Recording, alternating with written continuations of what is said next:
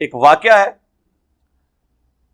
جو تواتر کے ساتھ نقل کیا گیا ہے، امام باقر اور امام حنیفہ کے درمیان یہ مکالمہ ہوا ہے، یا امام جعفر اور امام ابو حنیفہ کے درمیان، یعنی ایک اہل البیت میں سے تھے، دوسرے امام حنیفہ تھے۔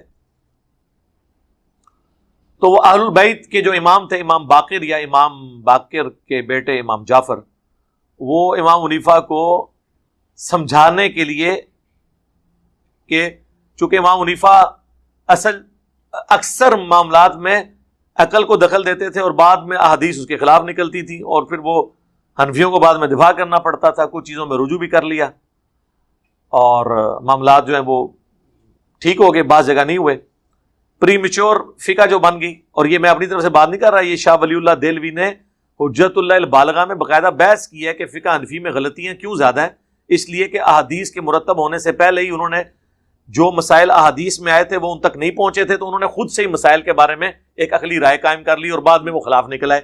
اس کی ریمیڈی آ کے امام شافعی نے کی، اس لیے آپ کو فقہ شافعیہ صحیح الاسناد احادیث کے سب سے قریب ملے گی، کیونکہ وہ احادیث کی بنیاد پہ ہے۔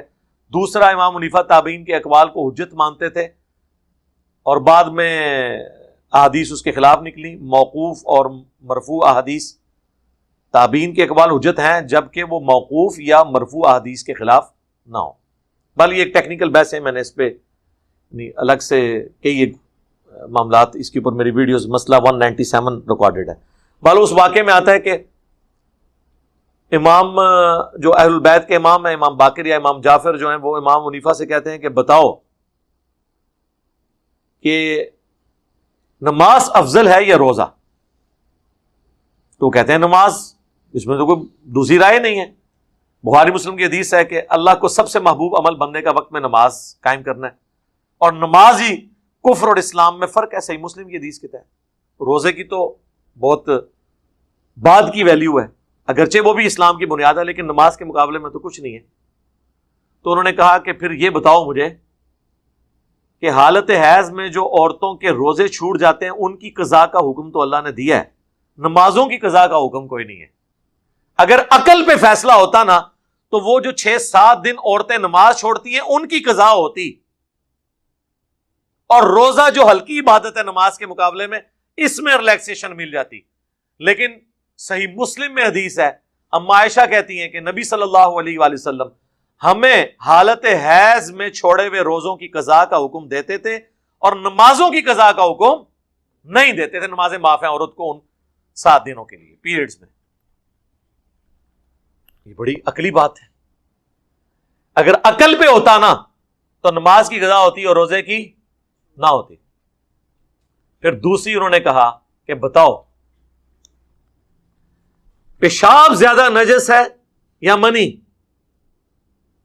تو امام حنیفہ نے کہا پیشاب، ظاہر ہے پیشاب ہی زیادہ نجس ہے، منی تو انسانیت کی نسل آگے چلنے کا ذریعہ ہے، انبیاء کرام کی پیدائش کا ذریعہ ہے،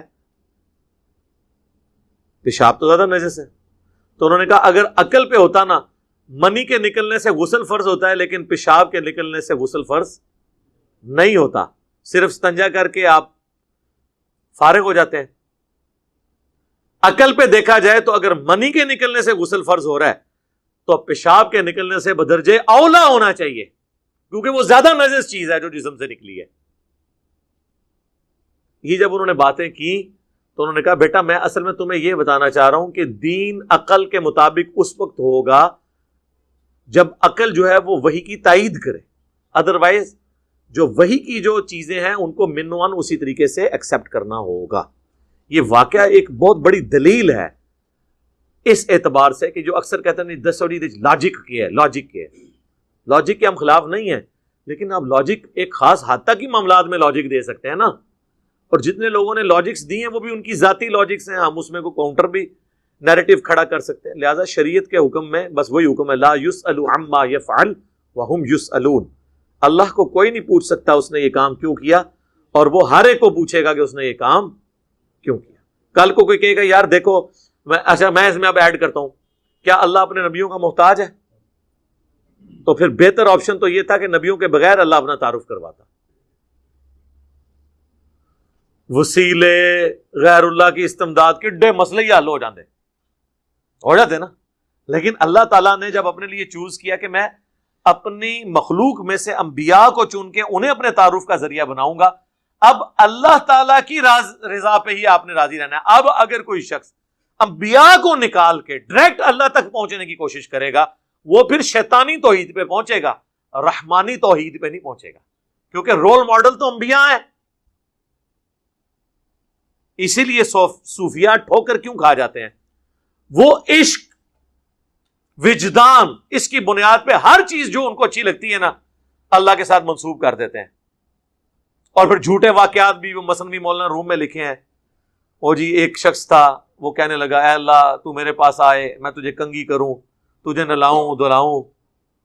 حضرت موسیٰ وہاں سے گزرے، انہوں نے اس کو ڈانٹا اور سمجھایا کہ بھئی اللہ کی یہ کوالٹیز نہیں ہے۔ وہ کہتے ہیں جی اللہ تعالیٰ موسیٰ سے ناراض ہو گیا، تو نے میرا بندہ ناراض کرتا ہے۔ جناب موسیٰ علیہ السلام اور کیا کرتے؟ موسیٰ کی تو ڈیوٹی یہ ہے کہ اللہ کی مخلوق کو بتائے کہ اللہ کی صفات کیا ہے۔ ان نانگے پیروں نے انبیاء کو سکھانا ہے، ان کو پتہ ہی نہیں، یہ واقعات بیان کر کے انبیاء کی توہین یہ کر رہے ہوتے ہیں۔ ان نانگوں کی وجہ سے اللہ نے انبیاء کو ڈانٹنا ہے۔ اس کا مطلب ہے یہ انبیاء پہ آپ نہیں الزام لگا رہے، انبیاء کے استاد پہ لگا رہے ہیں کہ ان کا نعوذ باللہ اتنا نالائق شاگرد ہے کہ اس کو تو نہیں دین پتا، ایک ننگا وہ اس کو دین سکھا رہا ہے۔ اور انبیاء کا استاد کون ہے؟ اللہ۔ ان کو پتہ ہی نہیں ہے عشق، اور اس میں یہ انبیاء کو نکالے ہوئے ہیں۔ جتنے گمراہ فرقے ہیں آپ ان کے اندر کامن چیز دیکھیں گے، وہ نبیوں کو نکال کے اللہ تک پہنچنے کی کوشش کرتے ہیں۔ ظاہر ہے جب نبیوں کو نکالیں گے تو گیپ تو فیل کرنا ہوگا نا، وہ بابے ڈال لیتے ہیں بیچ میں، اور میری ذمہ داری یہ ہے کہ میں بابے پکڑ کے نکالوں۔ بابے نکلتے ہیں تو پھر اس کی تعلیمات آ جاتی ہیں جس کی قبر مدینے میں ہے۔ ٹھیک ہے، آج ہماری ویڈیو اپلوڈ ہو گئی ہے، وہ ایک صوفی مولانا مفتی جمال الدین قادری حافظہ اللہ تعالی نے ایک علمی چیلنج کے طور پہ بات کی تھی، اور کافی روڈ لینگویج یوز کی، لیکن میں نے بڑے احترام سے ان کے نام کے ساتھ حافظہ اللہ لکھا بھی ہے۔ وہ ویڈیو آلموسٹ 51 منٹ کی ہے، آج وہ صبح تقریباً کوئی 10:30 11 بجے اپلوڈ ہو چکی بھی ہے۔